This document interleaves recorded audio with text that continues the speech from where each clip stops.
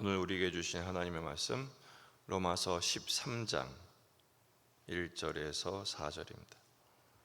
로마서 13장 1절에서 4절 말씀 함께 읽겠습니다. 각 사람은 위에 있는 권세들에게 복종하라. 권세는 하나님으로부터 나지 않음이 없나니 모든 권세는 다 하나님께서 정하신 바라. 그러므로 권세를 거스르는 자는 하나님의 명을 거스름이니 거스르는 자들은 심판을 자취하리라. 다스리는 자들은 선한 일에 대하여 두려움이 되지 않고 악한 일에 대하여 되나니 네가 권세를 두려워하지 아니하려느냐? 선을 행하라. 그리하면 그에게 칭찬을 받으리라. 그는 하나님의 사역자가 되어 네게 선을 베푸는 자니라. 그러나 내가 악을 행하거든 두려워하라. 그가 공연히 칼을 가지지 아니하였으니 곧 하나님의 사역자가 되어 악을 행하는 자에게 진노하심을 따라 보응하는 자니라. 아멘. 본문에 계시된 주님은 어떤 분이십니까? 세속의 권세에도 복종하기를 원하십니다. 본문은 그리스도인의 국가관, 정치관에 대하여 말씀하고 있습니다. 한편으로는 이 말씀이 그리스도인이 나라에 대하여 세속의 권세에 대하여 복종해야 할 것을 원론적으로 설명하고 있지만 또 오해를 받는 본문이기도 합니다. 왜냐하면 바울은 제국주의자가 아니었느냐 이런 오해를 받기도 합니다. 우리나라도 이런 의미로 본문이 이용되기도 했습니다. 일본의 제국주의에 순종해야 한다라는 본문으로 이 본문이 쓰이기도 했기 때문이죠. 일본 정부에 순종하는 것이 하나님의 뜻이다 이렇게 해석을 해서 설교하기도 했기 때문입니다. 하지만 본문은 바울이 로마 제국을 옹호한 본문이 아닙니다. 그랬다면 바울이 황제의 명령을 거역했다는 죄로 순교당할, 참수당할 이유가 없지요. 본문은 세속의 권력에 절대성을 부여하는 말씀이 아닙니다. 또 한편으로는 정치적으로 침묵하라, 무조건 침묵하라 라는 말씀도 아닙니다. 통치자들에게 세속 권세에 대한 본질, 목적, 또 하나님의 백성들이 세상 국가의 목적에 참여해야 할 이유를 설명하고 있는 것입니다. 성경적인 국가관이란 무엇인가? 권세의 근원은 하나님이시다라는 것입니다. 모든 권세의 근원은 하나님이십니다. 세속의 권세를 허용하시는 주체도 하나님이십니다. 하나님으로부터 나지 않은 권세는 없기 때문입니다. 오늘 말씀은 권력의 절대성을 설명하는 것이 아니라 권력의 상대성을 강조합니다. 당시의 통치자는 로마 황제였죠. 로마 황제가 절대 권력이 아니라 그 통치를 허용하신, 그 통치를 세우신 하나님의 절대성을 강조하고 있는 것입니다. 그러므로 세상의 모든 권력, 세속의 권세는 하나님 아래에 있는 상대적인 권력에 불과한 것이죠. 당시 로마 제국에는 이런 말이 있었습니다. 모든 권력은 황제로부터 나온다. 오죽하면 황제 숭배 사상을 그들은 섬겼을까요? 아예 황제교를 만들었죠. 신전도 만들어 놓고 그 황제에 굴복하지 않으면 직장도 못 다니고 사업도 못하고 사회생활도 아예 못하게 만들어 버렸어요.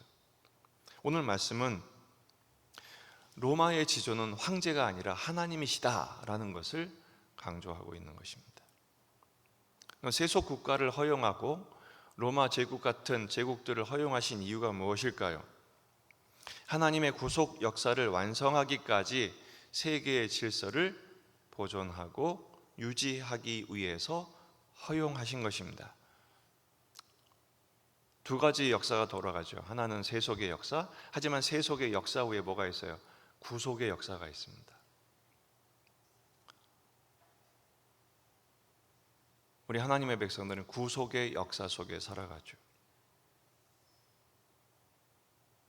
그 세속의 역사를 구속의 역사가 완성되기까지 교회를 통해서 세상을 통치하시는 것이 하나님의 방식입니다.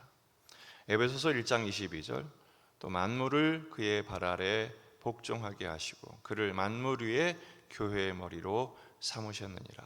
만물 위에 교회의 머리로 주님을 통치자로 삼으신 것이죠. 교회는 그의 몸이니 만물 안에서 만물을 충만하게 하시는 이의 충만함이니라. 따라서 하나님의 백성들은 세속의 권력에도 복종해야 합니다.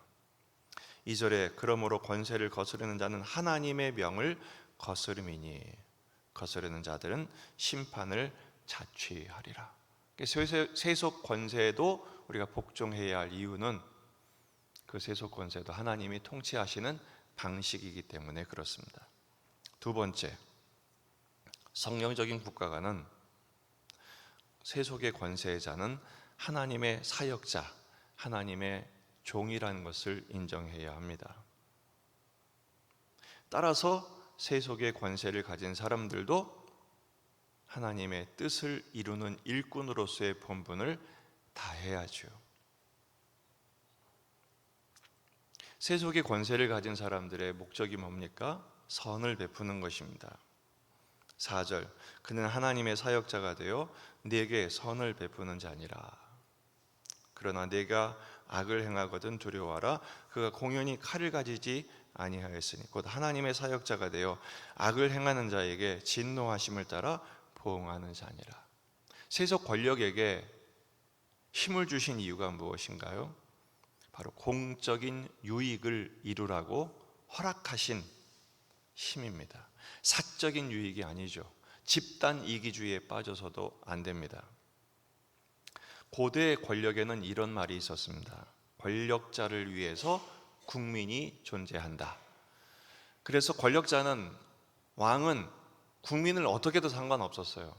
부역에도 동원하고 세금을 포탈하고 그랬죠. 하지만 오늘 말씀은 국가는 국민을 위해 존재한다라는 것을 가르치고 있는 것입니다. 정의를 실행하고 사회의 질서를 유지하며 죄가 확산되는 것을 방지해야 합니다. 반대로 이 국가 권력이, 세속의 권세가 반드시 해야 할 이 사회를 유지하고 정의를 실행하며 공평하게 하고 죄 확산을 방지하지는 않고 하나님의 뜻에 반대하고 악을 행하면 어떻게 해야 됩니까? 이 나라가 바로 잡히도록 우리 성도들이 기도해야죠. 하나님의 목적에 충실한 나라가 되도록 기도하며 목소리를 내어야 합니다. 그리고 다니엘 같이 자기 본분에 충성해야죠. 다니엘은 제국의 총리였지만 제국의 부역자가 아니라 그 제국을 통해서 하나님 나라를 이루는 일꾼으로서 그 사명을 다했습니다. 요셉도 마찬가지죠. 하나님의 백성들은 악에 지지 않고 선을 통해서 악을 이기는 자가 되어야 합니다. 첫째는 기도하는 것이고, 둘째는 바른 시민으로서의 본분을 다하며 성실하게 자신의 역할을 다하는 것입니다.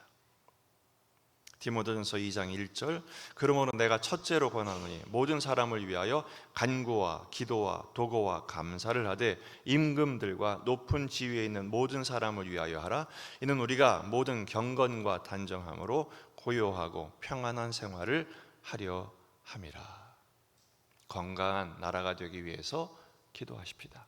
통치자들을 위해서 기도하십시다. 대통령과 위정자들, 각계각층의 지도자들, 무조건 비난만 할 것이 아니라 그들이 하나님이 세우신 목적에 합당한 역할을 감당할 수 있도록 기도해야 합니다.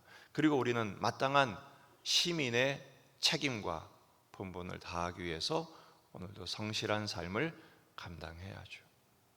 그래서 우리나라가 하나님이 기뻐하시는 나라, 이 통치가 정말 이 백성들을, 국민들을 복되게 하는 통치가 되도록 기도하고, 오늘도 그 주님의 은혜 안에 하나님의 구속의 역사가 온전히 펼쳐지도록 순종하는 그리스도의 제자의 삶을 사시는 복된 하루가 되시기를 주의 이름으로 축원합니다.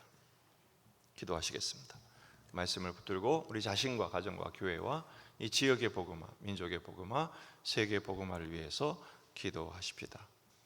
환우들을 위해, 군인 아들들을 위해서 기도하시고, 또 두 번째 장마가 시작된다고 합니다. 재해가 없도록 지켜주시도록 건강을 위해서 기도하시고,